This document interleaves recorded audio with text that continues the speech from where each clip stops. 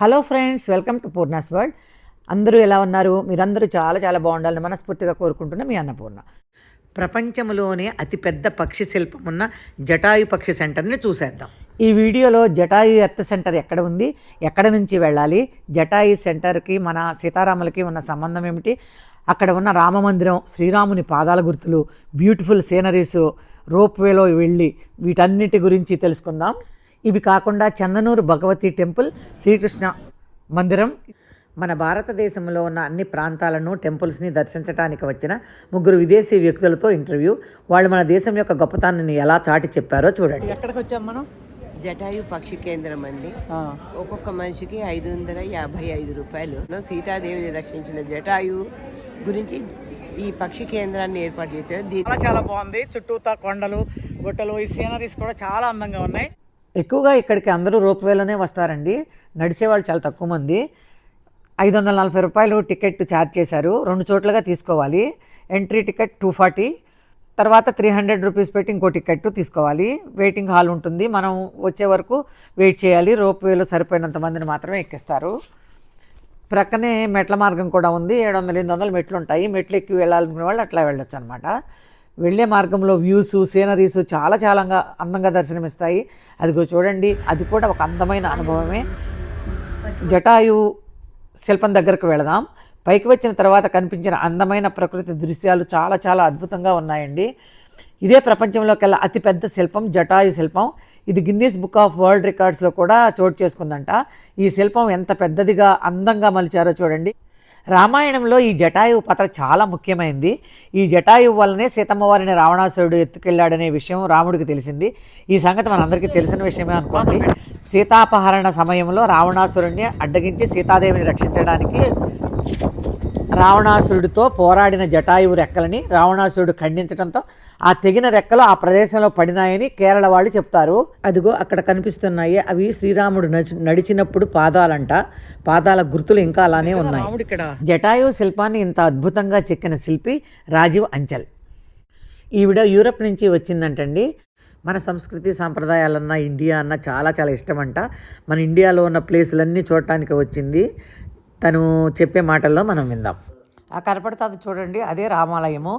శ్రీరాముడు బంగారు విగ్రహంతో ఎంత తగతగలాడుతూ 8 అడుగుల ఎత్తులో దేదీప్యమానంగా వెలిగిపోతూ ఉంటారు. YouTube channel. Okay. I come from Serbia in Europe and I visit India for the second time.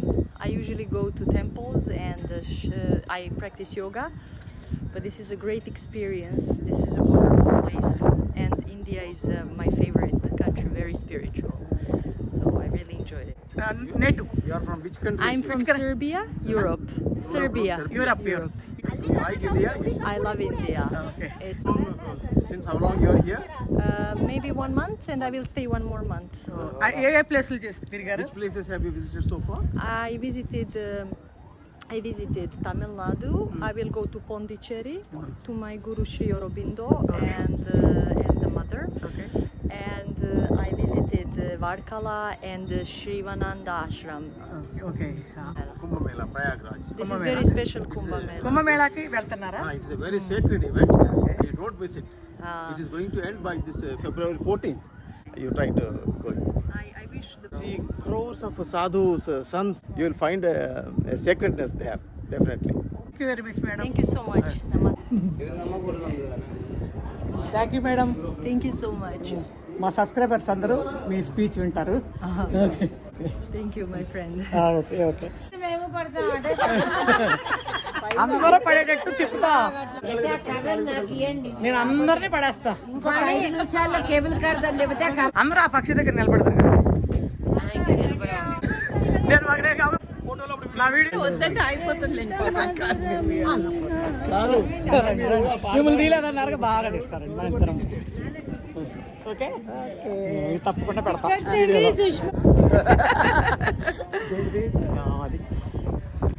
ఈవిడ ఫోటోల్లో వద్దు అని చెప్పి దిగట్లా వెంబడి తీస్తాం. అందరూ బాగా చూడండి ఈవిడ అన్నిటికన్నా. ఓకే. సముద్ర మట్టానికి 1200 అడుగుల ఎత్తులో ఈ ప్రదేశం ఉండటం మూలన చాలా అందంగా ఉంటుంది. శిల్పం 200 అడుగుల పొడవు, 150 అడుగుల వెడల్పు, 70 అడుగుల ఎత్తులో ప్రపంచంలోనే అతిపెద్ద పక్షి శిల్పంగా Guinness book of the world రికార్డ్స్లోకి ఎక్కిందండి. 2018 ఆగస్టు 17న ఈ శిల్పాన్ని చెక్కడం పూర్తి చేశారు. ఒక వ్యూ పాయింట్ ఉంది, అక్కడ నుండి ఈ శిల్పం చాలా మనోహరంగా కనపడుతుంది. అక్కడ నుండి చూస్తే లొకేషన్ కూడా చాలా బ్యూటిఫుల్గా ఉంటుంది. మీరు చూడండి. Big picture for me? Yes, please. With my camera? Yes, please.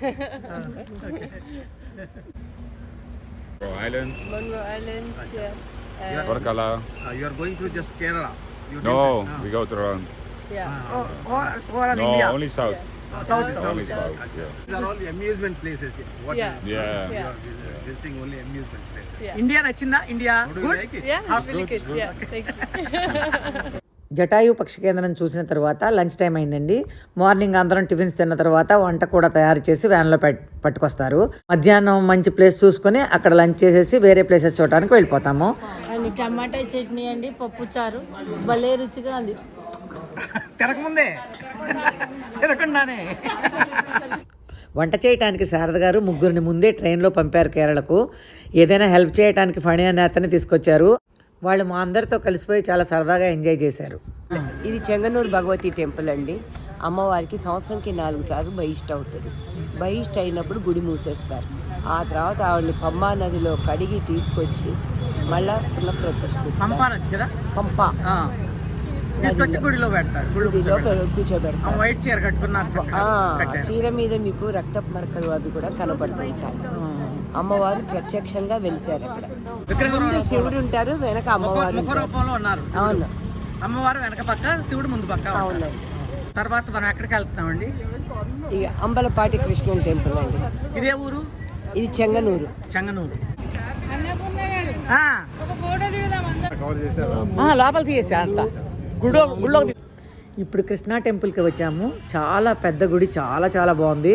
దీపాలు చూడండి, గుడి చుట్టూ ఉన్న గోడల నిండా వెలిగిస్తారు. అన్ని లక్షల దీపాలు ఎలా వెలిగిస్తారో చాలా గ్రేట్ కదండి. చెప్పండి, ఈ గుడి ఏ ఊళ్ళో ఉంది, ఏంటి? లం పూజలోని శ్రీకృష్ణ టెంపుల్ అండి. దీని విశేషం ఏంటంటే దీంట్లో బియ్యము పాలు కలిపి పాయసం వండుతారు. రాత్రి స్వామికి పెట్టిన పాయసాన్ని స్వామి మళ్ళీ తెల్లారే వరకే తింటాడు.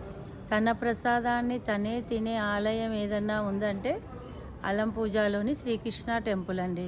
గురువారంలో స్వామి ఉంటాడు. గురువారంలో ఉండి ఇక్కడికి వచ్చి ప్రసాదం తింటాడండి. రాత్రి ఆలయం మూసే ముందు మనకు చూపిస్తారు. ఉదయం ఆలయం తెరవగానే మనకు చూపిస్తారు. ప్రసాదంలో కొద్ది భాగము ఉండదు, పాయసం, బియ్యంతో చేసిన పాయసం. అక్కడ తులాభారం కూడా ఉంది. శ్రీకృష్ణుడు తులాభారం పెద్దది. ఈ వీడియో మీకు నచ్చినట్లయితే లైక్ చేయండి, మీ ఫ్రెండ్స్కి రిలేటివ్స్కి షేర్ చేయండి, సబ్స్క్రైబ్ చేయటం మాత్రం మర్చిపోకండి. Thanks for watching.